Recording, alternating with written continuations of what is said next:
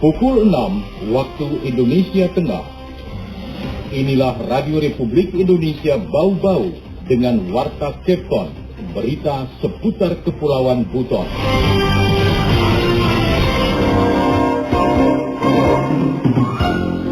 Tema dan prioritas sebagaimana saya sebutkan tadi akan menjadi arah dalam penyusunan kebijakan pembangunan Provinsi Sulawesi Tenggara tahun 2020. Tidak boleh dekat-dekat ini SMA milik provinsi, tetapi warga yang sekolah di SMA ini adalah warga Kota Bau-Bau dan tanggung jawab pemerintah Kota Bau-Bau. Hingga depan.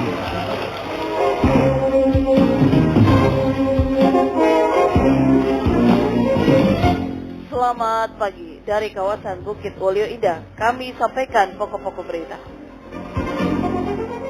Pembangunan Provinsi Sulawesi Tenggara tahun 2023 mendatang difokuskan pada 4 prioritas. Salah satunya peningkatan daya saing perekonomian daerah melalui peningkatan nilai tambah sektor-sektor unggulan. PLT Wali Kota Bau-Bau Lode Ahmad Moniansyah menginginkan tidak ada sekat antar sekolah. Meski SMA, SMK, SLB kini menjadi wewenang Pemprov Sultra, namun pemerintah Kota Bau-Bau tetap komit berikan dukungan dan sokingan. Dan inilah Warta Kepton pagi ini selengkapnya hari ini 31 Maret 2022 bersama saya Rizka Harlina.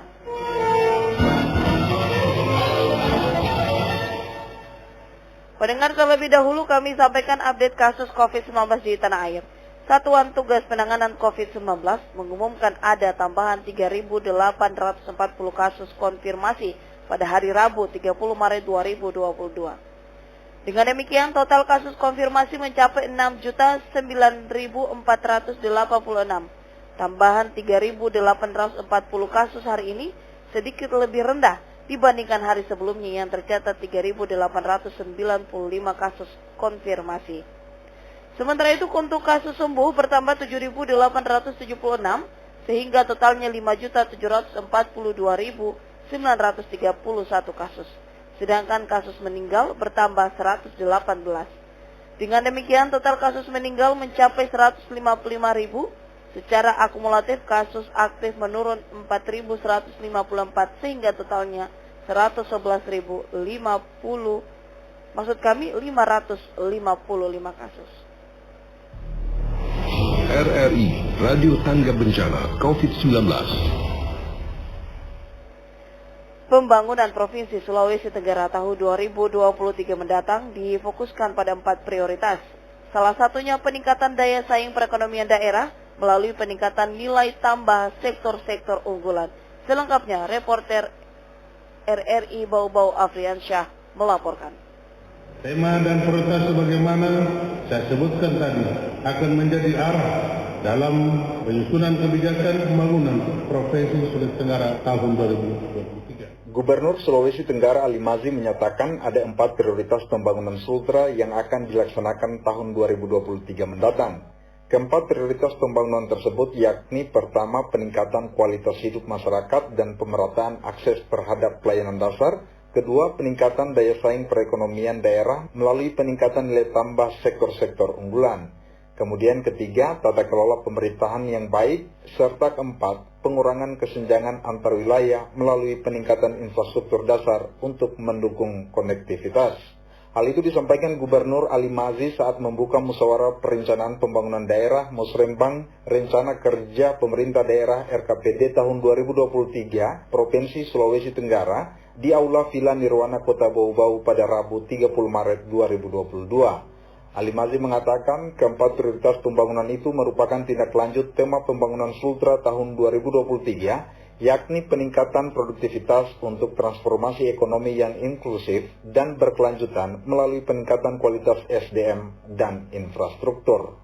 Tema dan prioritas sebagaimana saya sebutkan tadi akan menjadi arah dalam penyusunan kebijakan pembangunan Provinsi Sulawesi Tenggara tahun 2023 sebagai upaya untuk mencapai sasaran pembangunan nasional dan daerah serta mewujudkan visi pembangunan Sulawesi Tenggara tahun 2018-2023, yaitu terwujudnya Sulawesi Tenggara yang aman, maju, sejahtera dan bermartabat, sekaligus menjadikan Sulawesi Tenggara pilar utama masa depan Indonesia. Lebih lanjut, Gubernur Ali Mazzi mengatakan 4 prioritas pembangunan Sultra tahun 2023 itu didasari atas hasil evaluasi pelaksanaan pembangunan, permasalahan dan isu strategis yang masih dominan serta target-target dan sasaran pembangunan yang belum tercapai sampai dengan tahun 2022. Di mana kata Ali Mazzi ada 4 akses permasalahan dan isu strategis yang masih menjadi pembahasan utama dalam Musrembang Provinsi Sultra tahun 2023. Yakni pertama pembangunan manusia, kedua pemulihan ekonomi daerah dan penanggulangan kemiskinan, ketiga tata kelola pemerintahan, dan keempat peningkatan kapasitas infrastruktur dasar dan wilayah terutama infrastruktur penunjang sektor unggulan.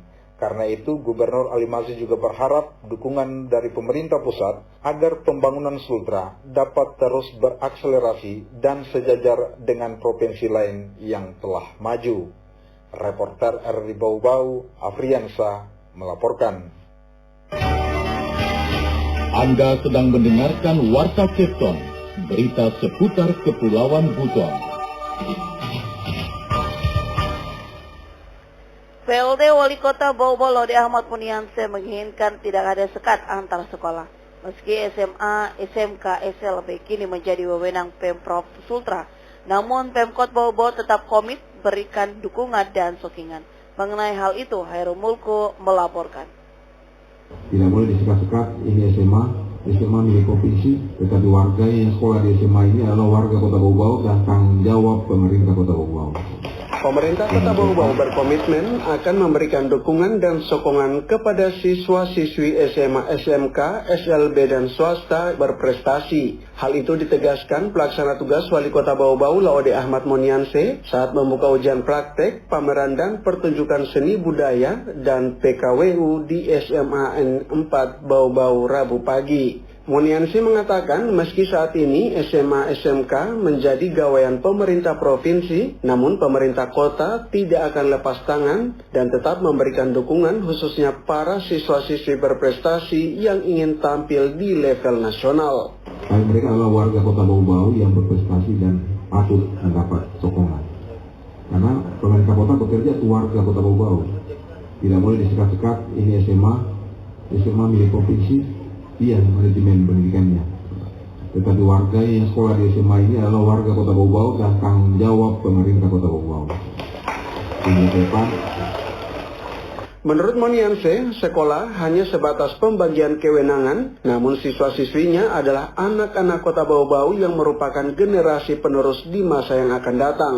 Diakuinya tidak sedikit siswa-siswi berprestasi di tingkatan SMA SMK, namun harus mengubur mimpinya ketika ingin tampil ke level yang lebih tinggi karena terbatasnya anggaran. Sementara di saat yang bersamaan, Pemkot Bau-Bau tidak dapat memberikan dukungan dengan alasan menjadi wewenang pemerintah provinsi. Kemarin saya merasakan bagaimana siswa-siswa kita yang ingin didorong berprestasi di tingkatan nasional, mewakili SMA, kemudian alasannya adalah tidak bisa kita bantu karena SMA itu milik. Saya kira tidak seperti itu mestinya. Karena mereka ini anak-anak kita yang hari ini kebetulan saja mereka berada di SMA yang menjadi wilayah kerja provinsi. Tapi siswanya warga. Terkait hal ini, Muniansyah berjanji akan menindaklanjuti dan membicarakannya secara baik-baik bersama seluruh pihak terkait, khususnya para penyelenggara pendidikan di kota ini. Reporter RRI Bau-Bau, Hairul Mulku, melaporkan. Berita terakhir, SMA Negeri 2 Bau-Bau menggelar acara pelepasan siswa kelas 12. PLT Wali Kota Bau-Bau Laude Ahmad Muniansyah berharap ilmu yang telah didapat di bangku sekolah terus dimanfaatkan untuk meraih kehidupan yang lebih cerah. Selengkapnya kembali Hairul Mulku melaporkan.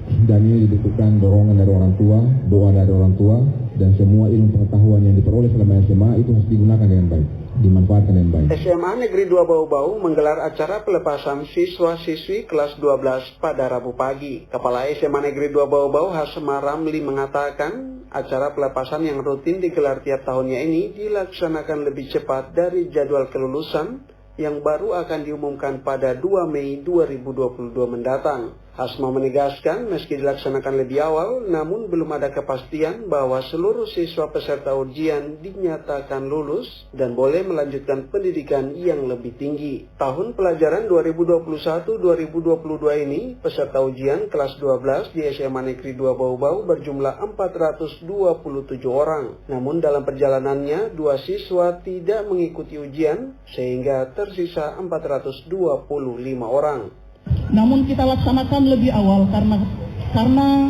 kebiasaan anak-anak kita setelah selesai melaksanakan ujian sekolah, maka mereka pada mencari ilmu tambahan di kota-kota besar yang ada di wilayah di jazirah Indonesia ini. Di tempat yang sama, pelaksana tugas Wali Kota Bau-Bau Laude Ahmad Moniansyah menyebutkan pendidikan adalah hal yang sangat strategis dalam membangun sumber daya manusia yang unggul dan tangguh. Sumber daya yang sangat dibutuhkan oleh bangsa dan daerah di masa yang akan datang. Setelah adik-adik sekalian tamat SMA hari ini, kalian akan meniti sebuah jalan yang sangat rapuh. Paling tidak ada 5 tahun jalan paling rapuh dalam kehidupan. Apabila jalan kehidupan yang rapuh itu kita bisa lewati dengan baik, insya Allah di seberang sana itu ada kecemerlangan. Dan ini dibutuhkan dorongan dari orang tua, doa dari orang tua, dan semua ilmu pengetahuan yang diperoleh selama SMA itu harus digunakan dengan baik, dimanfaatkan dengan baik. Dalam kesempatan itu, Moniansyah juga mengajak para pelajar untuk mempersiapkan diri dalam menghadapi bonus demografi di tahun 2045 mendatang. Saat itu jumlah usia produktif jauh lebih besar dan ini akan menjadi momentum terbaik bagi bangkitnya perekonomian bangsa Indonesia. Reporter RRI Bau-Bau, Herul Mulku melaporkan.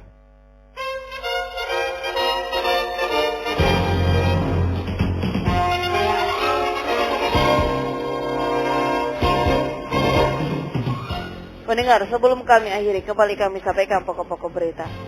Pembangunan Provinsi Sulawesi Tenggara tahun 2023 mendatang difokuskan pada 4 prioritas. Salah satunya peningkatan daya saing perekonomian daerah melalui peningkatan nilai tambah sektor-sektor unggulan. PLT Wali Kota Bau-Bau Laude Ahmad Moniansyah menginginkan tidak ada sekat antar sekolah, meski itu SMA, SMK, SLB, kini menjadi wewenang Pemprov. Namun pemerintah Kota Bau-Bau tetap komit berikan dukungan dan sokongan. Demikian Warta Kapten hari ini, mewakili kerabat kerja yang bertugas, kami ucapkan selamat pagi.